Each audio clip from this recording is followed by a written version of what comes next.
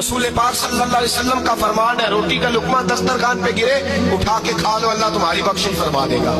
حضرت سلمان فارسی گورنر تھے، کھانا کھا رہے تھے، دسترخوان بچھا تھا، رسول پاک صلی اللہ علیہ وسلم کا فرمان ہے، روٹی کا لقمہ دسترخوان پہ گرے اٹھا کے کھا لو، اللہ تمہاری بخشش فرما دے گا۔ دسترخوان صاف ہوتا ہے، روٹی بڑے گورنر تھے آپ، بڑے بڑے سفیر بیٹھے تھے، وزیر بیٹھے تھے، روٹی کا لقمہ گر گیا۔ آج تو لوگ فیشن میں عزت ڈھونڈتے ہیں نا، وقار ڈھونڈتے ہیں کہ میں جدید دنیا کے ساتھ مل جاؤں۔ دیکھو عزت کس بات میں، حضرت سلمان فارسی روٹی کھا رہے تھے، سفیر وزیر نہ جانے بڑے بڑے لوگ بیٹھے تھے، کھانا کھاتے کھاتے لقمہ گرا دسترخوان پہ، حضرت سلمان فارسی نے سمیٹا، منہ میں رکھا، پھر انگلی مار کے دسترخوان صاف کیا۔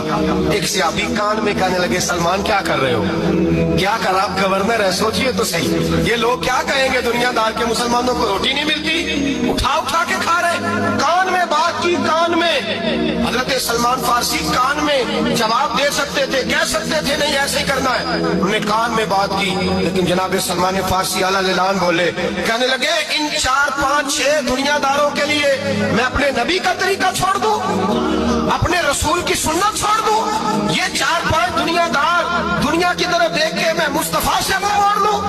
پھر جوش جذبات میں سر سے پگڑی اتار دی، رونے لگے۔ آپ فرمانے لگے، میں مدینے کے بازاروں میں کھجوریں اتارتا تھا، نوکریاں کرتا تھا، یہ جو میرے سر پر عزت کے بال ہیں یہ محمد عربی کے اگائے ہوئے ہیں۔